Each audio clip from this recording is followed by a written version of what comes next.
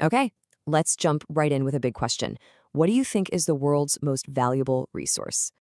Your mind probably jumps to oil, right? The stuff that powers our world. Or maybe gold, something we think of as the ultimate treasure. But nope, it's not oil. It's not gold either. The real answer, well, it's something way more fundamental.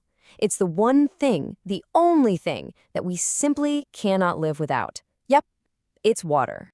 And because it's so essential for life, it's become the center of a huge global struggle. People are even calling it blue gold. So in this explainer, we're going to get into exactly why this thing we all take for granted is sparking conflicts all over the globe. So, how on earth did we get here? How did water become a point of conflict? Well, it all starts with an idea. The idea of putting a price tag on every single drop. We're talking about a massive, global push to privatize water. There's a fancy term for this, water commodification. But what it really means is taking water from being a public good, something we all have a right to, and turning it into just another product. Like a can of soda or a barrel of oil, something you can own, sell, and make a profit on.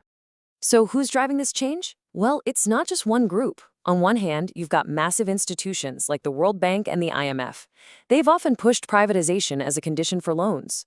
Then you've got huge multinational corporations, always looking for the next big market. And their big selling point? Efficiency.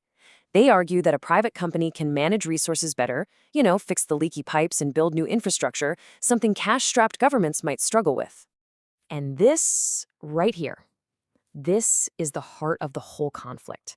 You've got two totally competing views that are just fundamentally at odds. Is water a public trust, a basic human right for every single person?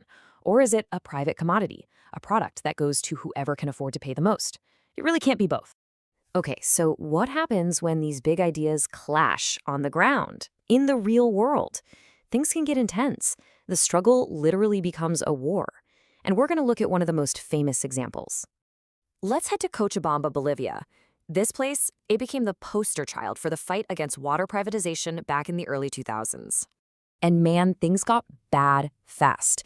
So in 1999, the city's water system gets handed over to a private company. Almost immediately, in early 2000, water bills just exploded. We're talking increases of up to 200%. I mean, can you imagine? For families living on just a couple bucks a day, it meant choosing between water and food. It was impossible. By April, the city was in an uproar. Mass protests literally shut everything down. The government even declared martial law. But the people, they didn't back down. And get this, by the end of the year, it worked. The government caved and canceled the contract. Just an incredible win for the people. And this quote from an activist there, it just says it all. They thought that because we are poor, we would not defend our water. But water is our life, and we will die for it. You see, for them, this wasn't about economics. This was about survival. The stakes could not have been higher. But what happened in Cochabamba didn't just stay in Cochabamba. It was like a spark. It helped kickstart a whole global movement. Now we're seeing this incredible rise of citizen resistance everywhere. People literally fighting for every single drop. So what are their tactics? It's a whole toolkit. You've got the mass protests, of course, like we saw in Bolivia, but you've also got people taking the fight to the courtroom, using legal challenges to tear up these contracts. And what's really cool is the proactive stuff, communities actually building their own local water systems, taking back control, and even pushing to get water recognized as a constitutional right. At the end of the day, this whole global fight, it all comes back to that one single question. It's the tension at the center of everything. Is water a basic human right for everyone, no matter how much money you have? Or is it just another product for sale? And that leaves us with one last thing to think about. Because this isn't really about pipes and bills, is it? It's about power. It's about justice. It's about who we are as a people. So the question is, who should get to own the source of all life?